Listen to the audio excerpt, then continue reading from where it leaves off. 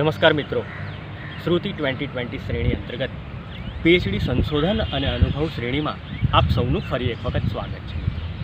મિત્રો, આજે પીએચડી સંશોધન અને અનુભવ શ્રેણીમાં ડૉક્ટર શીતલ હિરસ્કર તેમનું વ્યાખ્યાન આપવા આવવાના છે. Doctor Sheetal હિરસ્કર Mahatma Gandhi labour ઇન્સ્ટિટ્યૂટમાં visiting faculty તરીકે સેવાઓ આપી રહ્યા છે. તેમણે ડૉક્ટર પરેશ પરમાર પાસે સરદાર પટેલ યુનિવર્સિટીમાં સ્થાનિક સ્વરાજની સંસ્થાઓમાં મહિલા કોર્પોરેટરોની સ્થિતિ અને સમસ્યા ઉપર ગુજરાતવ્યાપી અભ્યાસ કર્યો છે. આ અભ્યાસની વાત કરવા માટે તેઓ આપણી વચ્ચે ઉપસ્થિત થવાના છે. તો ડૉક્ટર શીતલ હિરસ્કરને હું વિનંતી કરું કે તેઓ તેમનું પીએચડી કાર્ય અંગેનું વ્યાખ્યાન આપે. ડૉક્ટર શીતલ હિરસ્કર. नमस्कार विद्यार्थी मित्रों, मैं डॉक्टर शीतल विलास हिरस्कर आप सभी का श्रुति 2020 में स्वागत करती हूँ. आज मैं आपके समक्ष मेरी पीएचडी यात्रा की चर्चा करना चाहती हूँ. उसके पूर्व मैं डॉक्टर राजेंद्र जानी सर जी का आभार मानना चाहती हूँ कि उन्होंने मुझे अवसर दिया कि मैं आपके सामने मेरे पीएचडी की चर्चा कर सकूँ. चर्चा के पूर्व मैं मेरे मार्गदर्शक का आभार मानना चाहती हूँ. मेरे मार्गदर्शक है doctor Paresh Parmar sir, associate and head of sociology department, Anand arts college, और जिन्होंने नर्सिंग महिलाओं में बहुत कार्य किया है, संशोधन कार्य किया है और काफ़ी सराहनीय कार्य उन्होंने नर्सिंग महिलाओं के लिए किया है. और मेरे को गाइड थे doctor Kamini Dashahara, assistant professor, Adivasi arts college Santrampur, Mahisagar. Madam ने तो काफ़ी महिला सशक्तिकरण के विषय में बहुत कार्य किया है. महिला नेतृत्व में भी उन्होंने कार्य किया हुआ है. मानव अधिकार से भी रिलेटेड क्षेत्र में उन्होंने काफ़ी कार्य किया है. हाल ही उन्हें India's international inspiration women award भी प्राप्त हुआ है. तो ये मेरे लिए बहुत गर्व की बात है. मैं अपने आप को बहुत भाग्यशाली समझती हूँ कि ये दोनों के गाइडेंस से मेरा पीएचडी हो पाया है. और साथ ही में doctor Ramesh Makwana, head of department of sociology, humanistic and social science department, Sardar Patel university, इनके अत्यंत ऋणी हूँ, जिनके सपोर्ट से मेरा विषय जो है वो इंटरडिसिप्लिनरी सब्जेक्ट में इंक्लूड हो पाया. और ये तीनों के सपोर्ट के कारण मेरा पीएचडी सक्सेसफुली कंप्लीट हो पाया. मेरा पीएचडी का विषय है position and problems of women corporator in urban local bodies with special reference to Gujarat state. મહાનગરપાલિકામાં મહિલા કોર્પોરેટર્સની સ્થિતિ અને સમસ્યાઓનો અધ્યયન ગુજરાત રાજ્યના સંદર્ભમાં. इसमें मैंने मुख्यतः कुछ पहलुओं का अध्ययन किया था, जैसे कि महिलाओं की राजनीति में भागीदारी था, इसका हिस्टोरिकल बैकग्राउंड क्या है. सेकंड था लोकल सेल्फ गवर्नमेंट. उसमें मैंने rural local self government and urban local self government, इनका भी हिस्टोरिकल लिया था और अभी का जो स्ट्रक्चर है वो लिया. फिर उसके बाद महिलाओं की rural and urban local self government में क्या भागीदारीता है, क्या कंट्रीब्यूशन है वो लिया. उसके बाद जो विमेन कॉर्पोरेटर्स है उनका रोल क्या है and exactly which type of challenges she is facing in the field. तो उनके चैलेंजेस है, उनके प्रॉब्लम्स है, इसका मैंने पूरा विस्तृत अध्ययन किया. विषय सिलेक्ट करने के पीछे मेरे कुछ मुख्य कारण थे.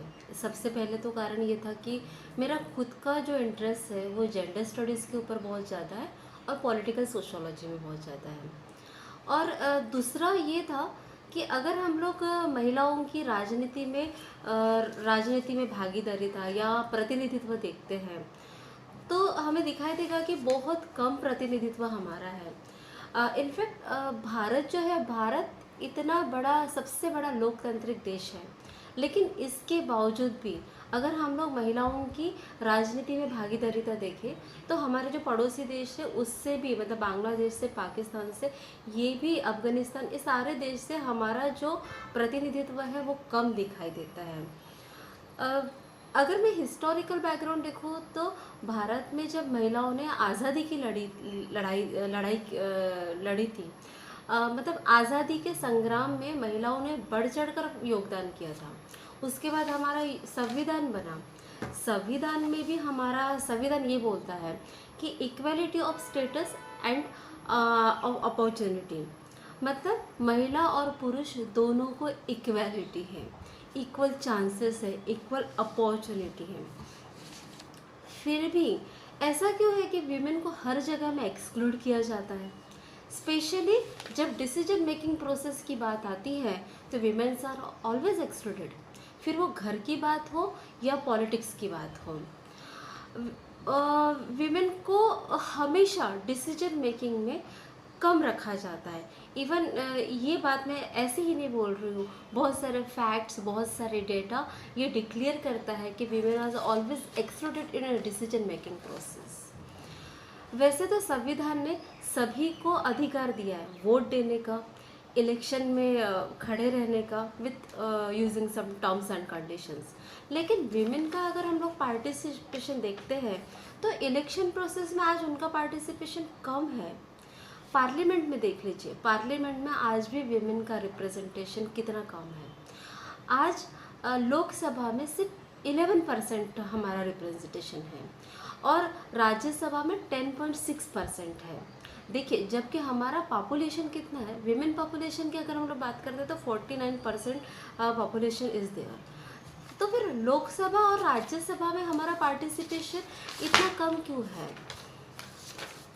इसलिए इसके लिए अर्जेंट मेजर्स की सही में ज़रूरत है। और डिसीजन मेकिंग प्रोसेस की मैं जब बात करती हूँ तो महिलाओं का डिसीजन मेकिंग प्रोसेस में बहुत कम परसेंटेज दिखता है। विमेन पर्सपेक्टिव सी, अगर विमेंस ज़्यादा से ज़्यादा विमेन रिप्रेजेंटेशन होगा तो एक विमेन पर्सपेक्टिव आएगा पॉलिसी मेकिंग पर। विमेन एक रोल मॉडल बनेगी, विमेन का लोगों का जो विमेंस की तरफ देखने का नज़रिया है ना वो भी चेंज होगा। इनफैक्ट जो पैट्रिकी है, जो पितृसत्ता की बेड़ियाँ है ना, वो भी हमारी कम हो जाएगी, क्योंकि कहीं ना कहीं महिला एक रोल मॉडल के तरीके से सामने आएगी। इनफैक्ट ज़्यादा से ज़्यादा पॉलिसी, अगर महिलाओं का पार्टिसिपेशन अगर होगा पॉलिटिक्स में, तो जो ज़्यादा से ज़्यादा पॉलिसीज़ है वो विमेन डेवलपमेंट की बात करेगी, चाइल्ड केयर की बात करेगी, इन्फेंट मॉर्टेलिटी रेट कम होगा, चाइल्ड मैरिजेस कम हो जाएंगे, डोमेस्टिक वायलेंस, इतने सारे जो इश्यूज़ है ना वो इश्यूज़ कम हो जाएंगे। 73rd एंड 74th अमेंडमेंट के कारण मैं ये बोल सकूँगी कि हाँ, 73rd एंड 74th अमेंडमेंट के कारण 33% रिजर्वेशन मिला, और 33% रिजर्वेशन के कारण we can see lot of womens are involve in this process.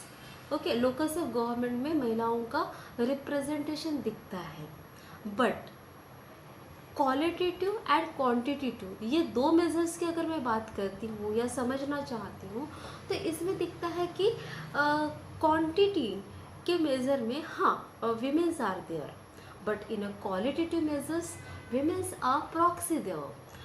जो पूरा का पूरा एटमॉस्फियर या फिर पूरा का पूरा जो हम लोग स्टैटिस्टिकल इसको देखते हैं तो विमेन देखती है, बट उसके पीछे उसका हस्बैंड काम करता है, उसका पति काम उसका लड़का काम करता है, मीन्स मेल कोई ना कोई काम करता है, अगर she is not in a decision making process. So ये जो प्रोसेस है हम लोग इसको प्रॉक्सी बोल देते हैं। अब मैंने जो टॉपिक लिया है उसमें मैं अर्बन लोकल बॉडीज़ की बात कर रही हूँ। अर्बन लोकल बॉडीज़ में जो विमेन कॉर्पोरेटर्स है उनकी बात कर रही हूँ। देखिए, बहुत सारी जो स्टडीज़ हुई है ना वो महिला सरपंच के ऊपर हुई है, बहुत कम स्टडीज़ है जो विमेन कॉर्पोरेटर की बात करती है। इनफैक्ट अगर मैं इंडिया की बात करती हूँ तो वेस्ट बंगाल में वेस्ट बंगाल, यूपी, केरला, यहाँ पे विमेन कॉर्पोरेटर्स की स्टडी हुई है। गुजरात स्टेट में it is my first study. बाकी सब जगह पे विमेन सरपंच का हुआ है, बट महिला कॉर्पोरेटर्स की क्या समस्या है, उनके सामने क्या चैलेंजेस है, ये बहुत कम स्टडी हुआ है, इसलिए ये स्पेशली मैंने ये टॉपिक चॉइस किया था। देखिए, आप जब पीएचडी में आप टॉपिक चॉइस करते हैं तो always select your topic with your own choice. बहुत बार ऐसा होता है कि स्टूडेंट्स आर ऑलवेज कन्फ्यूज कि कौन सा टॉपिक लें, फिर वो गाइड के पास जाते हैं, बहुत सारे लोगों से डिस्कशन करते हैं, बट सीरियसली पीएचडी ये एक साल में होने वाला प्रोसेस नहीं है। It is not a PG, it is a highest level degree. ये कम से कम 3 से 4 साल लेता है। तो 3 से 4 साल तक जब हम लोग काम करते हैं तो टॉपिक अगर हमारे इंटरेस्ट का होगा, हमारे रुचि का होगा, तो हम उसमें ज़्यादा अच्छे से काम कर पाएंगे. So always select your topic with your own choice and very clear about your subject. जैसे आपका टॉपिक क्या है, आपको क्या करना है, आपने क्यों लिया है और कैसे करने वाले हैं. why you select this topic, what you want to do and how you will do. why, what and how, ये हमारा अगर क्लियर होगा ना तो आपको बहुत आसानी से पीएचडी, मतलब आपकी पीएचडी की प्रोसेस हो जाएगी. Always you should be clear about your topic. अभी पीएचडी करते वक्त काफ़ी कठिनाई आती है. मैंने जैसे बोला कि पीएचडी 1 साल में तो होने वाला है नहीं, 3-4 साल तक होता है. और पीएचडी बहुत हाईएस्ट लेवल की डिग्री है. ये मेरे लिए तो इट वाज माय ड्रीम. ये मेरा ड्रीम था और मुझे करना था. मैंने तो मेरे पोस्ट ग्रेजुएशन के बाद, मतलब MSW होने के बाद, मैंने 14 साल के ब्रेक के बाद 2014 में मैंने एनरोल किया था अपने आप को. तो और इसमें बहुत, ये जर्नी में बहुत सारे एक्सपीरियंसेस आते हैं, जो एक्सपीरियंस के साथ आपका लर्निंग भी होता है. काफ़ी हर्डल्स भी आते हैं. जैसे मेरा इतने साल का ब्रेक था, उसके बाद मैंने जब एडमिशन लिया, मैंने SP यूनिवर्सिटी में, सरदार पटेल यूनिवर्सिटी में एडमिशन लिया, तो काफ़ी परेशानियाँ हुई. मेरी जो गाइड है doctor Kamini Dussehra ma'am, she is really iron lady. उन्होंने मुझे आउट ऑफ वे जाकर हेल्प की. उन्होंने मेरा मॉरल सपोर्ट हमेशा रखा. PhD में एक इम्पॉर्टेंट टास्क होता है आपके गाइड. आपके जो गाइड होते हैं ना, वो आपको बहुत सपोर्टिव मिलते हैं, तो आपकी PhD जर्नी बहुत अच्छे से होती है. गाइड का बहुत बड़ा रोल हमारे PhD में होता है. तो कामिनी मैम ने मुझे बहुत हेल्प की. उनके कारण ही मेरा इतना कंप्लीट हो पाया. देन मेरा एडमिशन हो गया SP यूनिवर्सिटी में and I started my PhD. उसके बाद जब RC कमेटी आई, RC कमेटी में मैंने मेरा प्रपोज़ल रखा. फर्स्ट टाइम मेरा रिजेक्ट हुआ.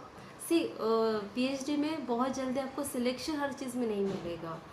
आपको बहुत बार रिजेक्शन ही मिलता है और वो ज़रूरी भी है.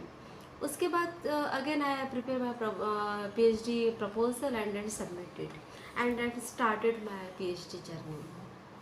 उसके बाद मैंने मेरा टॉपिक फाइनल हो गया.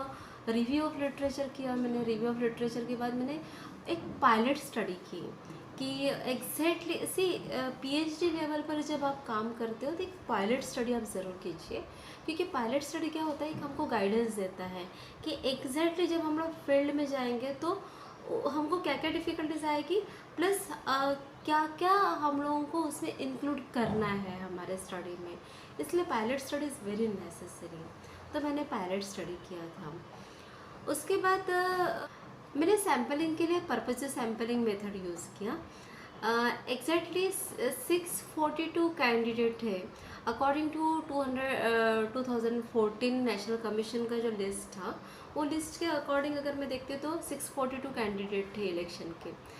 बट विमेन का पार्टिसिपेशन था वो 33% रिजर्वेशन था. तो 33% रिजर्वेशन होने के कारण हर वार्ड में एक ही महिला थी. अगर मतलब मैं गुजरात अहमदाबाद लेना चाहूँ तो अहमदाबाद में 64 अगर वार्ड है तो मुझे 64 ही विमेंस मिलेगी. तो इसलिए मैंने पूरा एंटायर गुजरात लिया. एंटायर गुजरात में अकॉर्डिंग टू 2014 8 म्यूनसिपल कॉरपोरेशन थी. अहमदाबाद, बड़ौदा, भावनगर, राजकोट, जूनागढ़, जामनगर, गांधीनगर एंड सूरत. तो मैंने एंटायर गुजरात इसलिए किया बिकॉज PhD लेवल पर आपके रेस्पोंडेंट का जो आंकड़ा है वो एटलीस्ट 200 के ऊपर होना चाहिए. इसलिए आप हमेशा जब सैम्पलिंग लेते हो तो सैम्पलिंग के वक्त आप रिप्रेजेंटेटिव्स का वो क्राइटेरिया आप बराबर रखिए. ये मेरा सैम्पल डिज़ाइनिंग भी हो गया. अगेन जैसे मैं बोलती हूँ कि PhD की जो जर्नी होती है, it is not smooth going journey. मेरे इसमें काफ़ी हर्डल्स आए PhD में. पहले तो एडमिशन के वक्त आया था, फिर स्टार्ट हुआ, फिर सेकंड अचानक हर्डल ये आया कि मेरी जो मैडम थी डॉक्टर कामिनी दशहरा, उनका महिसागर यूनिवर्सिटी में ट्रांसफ़र हो गया। पहले वो एसपी यूनिवर्सिटी में थे और एसपी यूनिवर्सिटी से फिर वो महिसागर यूनिवर्सिटी में चले गए संतरामपुर में।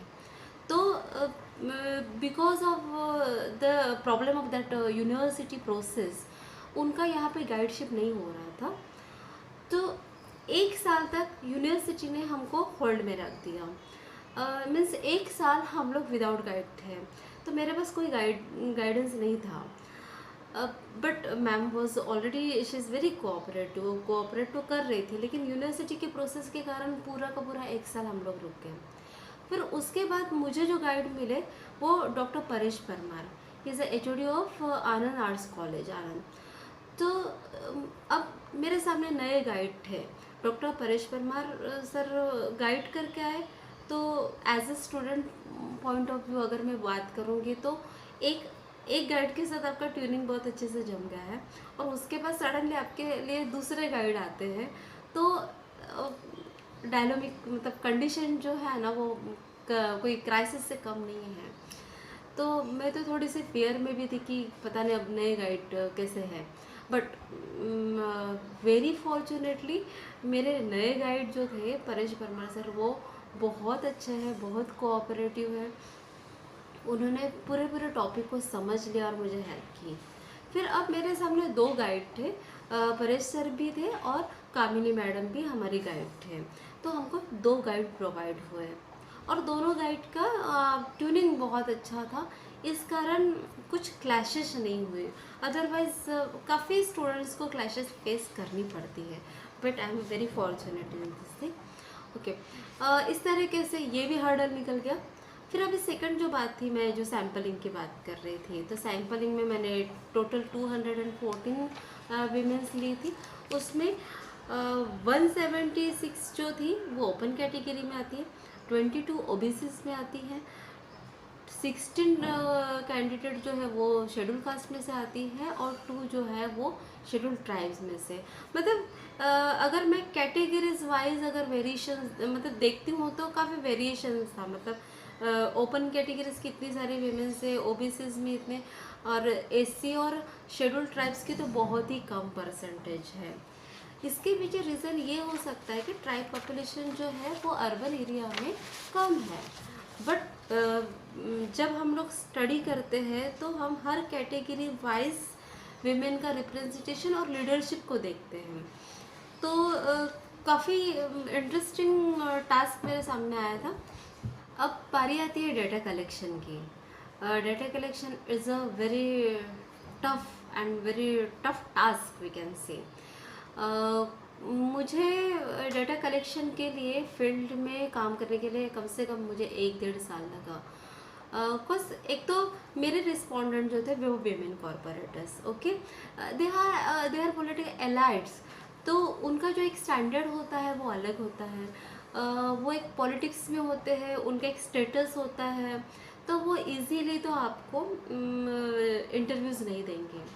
तो और मेरा रिसर्च एरिया था वो भी बहुत वास्ट था। मतलब मुझे अहमदाबाद, बड़ौदा और राजकोट, जामनगर, ये 8 सिटीज़ में घूमना था और 8 सिटीज़ में जाके उनका फेस टू फेस मुझे इंटरव्यूज़ कलेक्ट करने थे। इसमें मुझे एक्चुअली मेरे हस्बैंड की बहुत हेल्प हुई, कॉज पॉलिटिकल लीडर्स के साथ थोड़ी पहचान थी और मेरे स्टूडेंट का नेटवर्क, काफ़ी नेटवर्किंग भी इसमें काम किया।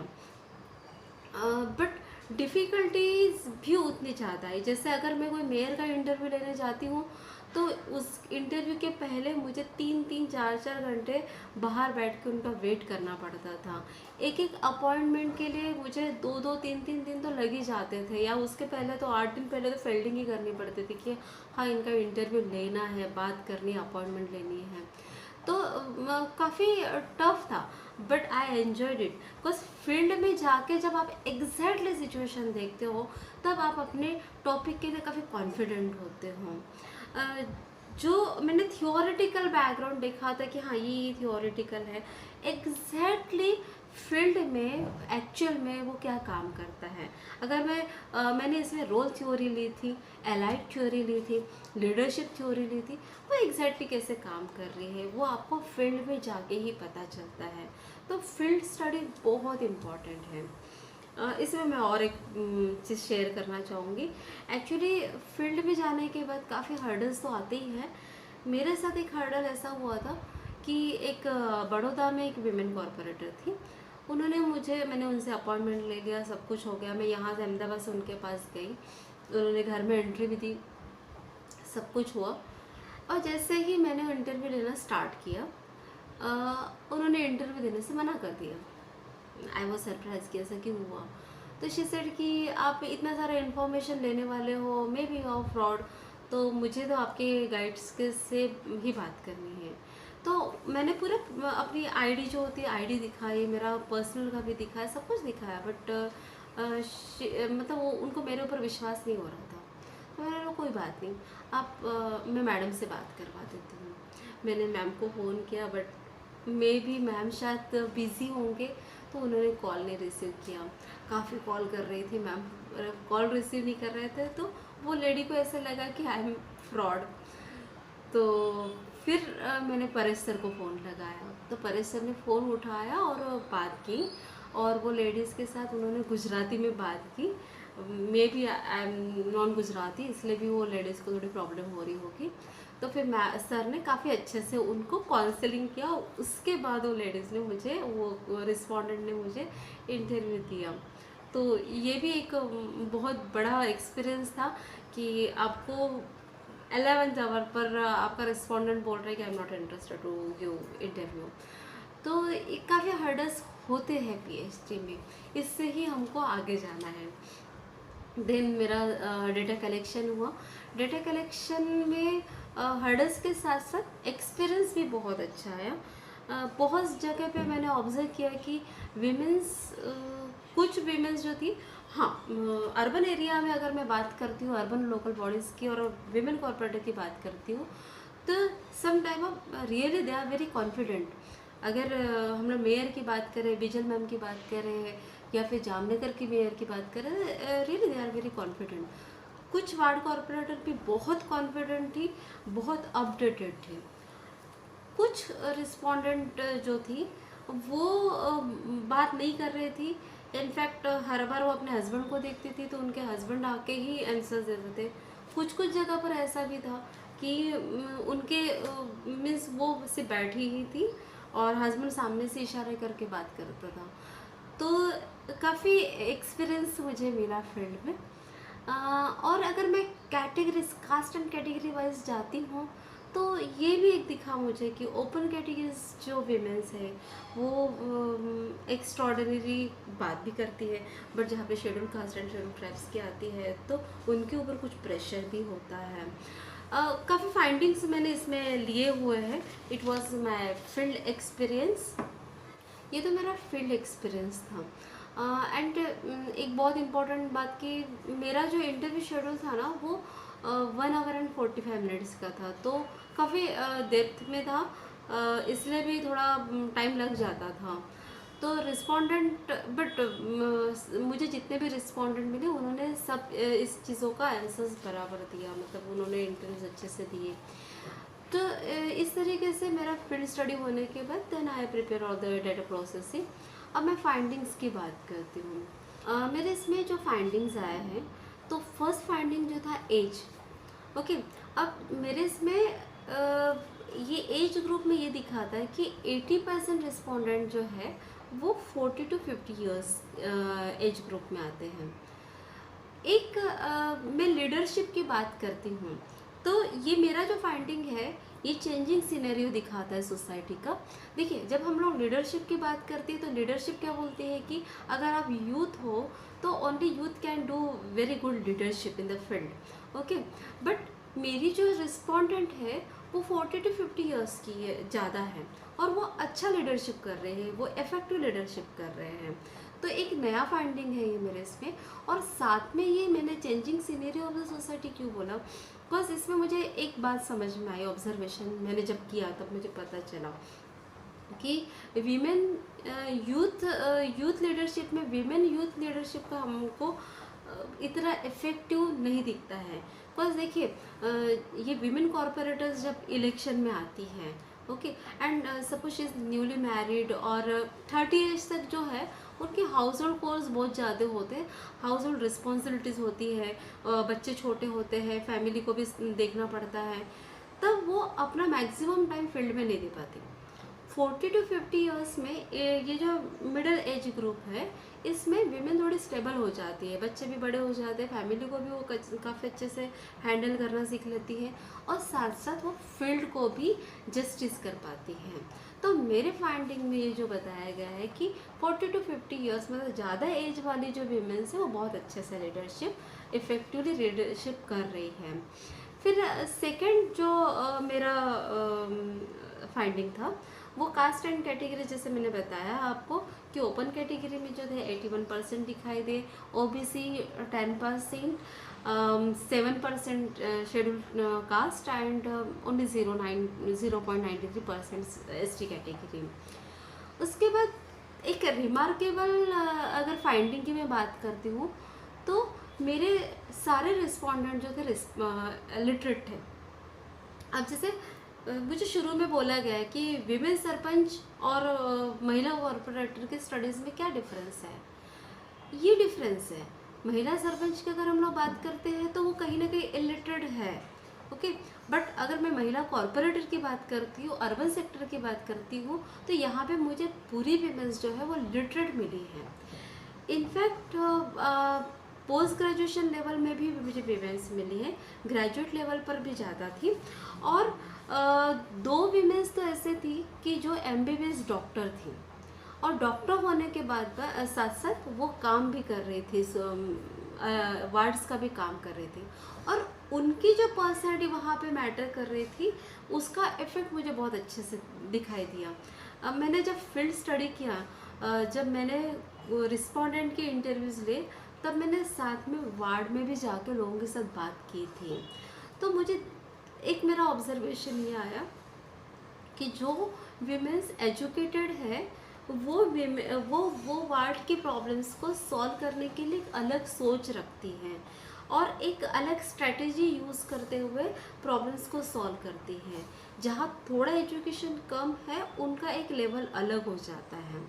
तो एजुकेशन ये जो है ये बहुत बड़ा इंडिकेटर है वीमेन एम्पावरमेंट के लिए और वीमेन का यहाँ के पार्टिसिपेशन के लिए। एक फाइंडिंग ये भी बोलता है कि पॉलिटिकल अफिलिएशन कम था, मतलब बहुत सारी जो रिस्पोंडेंट थी they are coming first time in this field with their own decisions.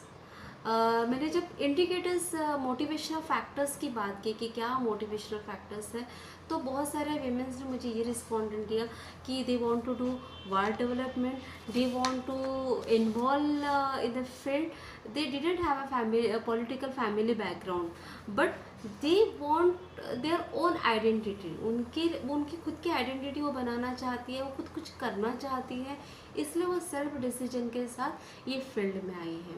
मतलब कहीं ना कहीं जो प्रॉक्सी वाला हम लोग देख रहे हैं वो नहीं है, यहाँ पे कम है। अर्बन एरिया की अगर मैं बात करती हूँ तो विमेन यहाँ पे खुद डिसीजंस लेती हैं। मतलब जो मीटिंग्स भी होती है, जो वार्ड मीटिंग्स होती हैं, अगर हम लोग सरपंच महिला की बात करते हैं तो सरपंच महिलाओं के हस्बैंड ही पूरी वार्ड मीटिंग्स अटेंड करते हैं, सामने ही करते हैं। बट यहाँ पे मैंने देखा कि नहीं, विमेन अर्बन लोकल बॉडीज़ में जो विमेन कॉरपोरेटर्स हैं वो खुद अपनी वार्ड मीटिंग्स हैंडल करती हैं, वो खुद के मीटिंग में खुद डिसीजंस लेती हैं। यहाँ पे तो उनका डिसीजन मेकिंग प्रोसेस है, बट आगे जाके जब हम लोग बात करते हैं कि म्यूनसिपल कॉरपोरेशन में जब मीटिंग्स होती है तब उनकी डिसीजन मेकिंग प्रोसेस में वो है क्या, तो उसमें थोड़ा परसेंटेज कम है। एक मेरा फाइंडिंग था कि इसमें मुझे दिखाई दिया जो विमेन कॉरपोरेटर्स है, बहुत कम विमेन कॉरपोरेटर्स ने ट्रेनिंग लिया है। जो कैपेसिटी बिल्डिंग प्रोग्राम का कैपेसिटी बिल्डिंग का जो ट्रेनिंग होता है सरपंच महिलाओं के लिए, वैसे ही इनके लिए भी होता है, but they are not aware about it. और कुछ उनकी पॉलिटिकल पार्टीज उनको ट्रेनिंग देती है, और जिन महिलाओं ने ट्रेनिंग लिया है कैपेसिटी बिल्डिंग प्रोग्राम का ट्रेनिंग लिया है, उन्होंने बहुत सक्सेसफुली वर्क किया है फील्ड में। तो ट्रेनिंग ये बहुत बड़ा इंडिकेटर है यहाँ पे अगर विमेंस को हमको आगे लाना है तो मीन्स एजुकेशन, ट्रेनिंग, ये दोनों भी इंडिकेटर्स बहुत वर्क करते हैं। उसके बाद जब मैंने रोल की बात की कि you are facing role conflict, तो मैक्सिमम मीन्स 90% रिस्पोंडेंट्स से दैट या they are facing role conflict. Role conflict सी रोल थ्योरी हमको क्या बोलती है कि रोल मीन्स किसी का आपका एक्सपेक्टेशंस है कि आप किस तरीके से रोल करते हो। तो जब हम लोग रोल की बात करते हैं तो हम लोग हमेशा वर्किंग वीमेंस के रोल की बात करते हैं कि how she can manage office work and how she can manage house work because of the 10 to 5 duty. But यहाँ की ये जो वीमेंस है वो तो 24 आवर्स वर्किंग है, उनको छुट्टी नहीं है। रात में 9 बजे भी वार्ड से फ़ोन आता है उनको कि मैडम हमारे वार्ड में पानी नहीं आ रहा है, हमारे यहाँ इलेक्ट्रिक की प्रॉब्लम हो रही है।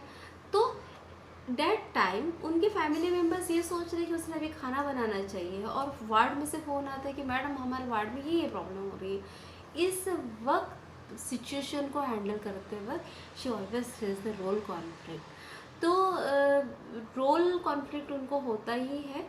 हाँ, और अब ये रोल कॉन्फ्लिक्ट सॉल्व करने के लिए they are using some therapies like meditation and all this thing.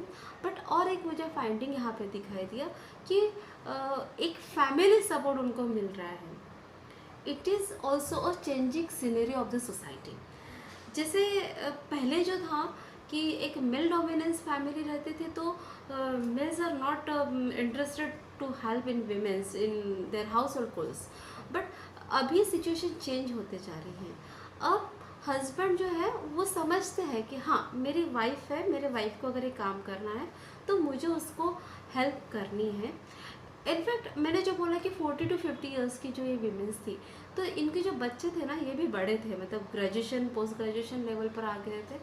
तो दे आर ऑल्सो अंडरस्टैंडिंग कि हाँ अगर हमारी मदर है तो उसका एक सोसाइटी में उस वो कैसे रोल मॉडल करके काम करती है। इसमें तो बहुत एक अच्छी इंटरेस्टिंग मुझे एक रिस्पोंडेंट की स्टोरी भी मिली थी, मैंने इसमें सक्सेस स्टोरीज भी लिए। तो वो बिल्कुल भी कॉन्फिडेंट नहीं थी, उसको बहुत फियर था पब्लिक के सामने आने का। बट उसकी लड़की जो थी उसकी लड़की ने उसको कॉन्फिडेंस दिया और वो लड़की के कारण कॉन्फिडेंटली बाहर आ पाई। तो आजकल की जनरेशन ये भी समझती है कि हाँ अगर हमारी मदर ये फील्ड में काम कर रही है तो किस तरीके से उनको रोल मॉडल बनना है। मतलब विमेन सरपंच और महिला कॉर्पोरेटर्स की अगर हम लोग बात करते हैं तो काफ़ी कुछ चेंजिंग सीनरियो, कुछ चेंजेस हमको ये फील्ड में दिख रहे हैं। अब ये कुछ मेजर फाइंडिंग्स मैंने आपके सामने रखे, सारे फाइंडिंग्स नहीं रखे। अब अगर मैं प्रॉब्लम्स की बात करती हूँ कि ये वीमेंस क्या क्या प्रॉब्लम्स फेस करती हैं तो उसमें एक मुझे दिखा कि because of the 73rd and 74th amendment they are representing their representation here. But बहुत सारी वीमेन हैं उनको 73rd and 74th अमेंडमेंट ही नहीं पता है, वो अपने रोल के लिए अवेयर नहीं है। And because of the ignorance of their role, अपने इग्नोरेंस के कारण वो अपने रोल को, अपने वर्क को जस्टिफाई नहीं कर सकती, वो अच्छे से काम नहीं कर सकती है। बहुत सारे वीमेंस हैं उनके अंदर डर था, तो एक लैक ऑफ कॉन्फिडेंस, उसके कारण भी वो वर्क नहीं कर सकते थे। एंड मेल डोमिनेंस कम्युनिटी का कहीं ना कहीं तो दिखता ही है, उसके कारण भी उनके इसमें वर्क में जस्टिफिकेशन नहीं आता है।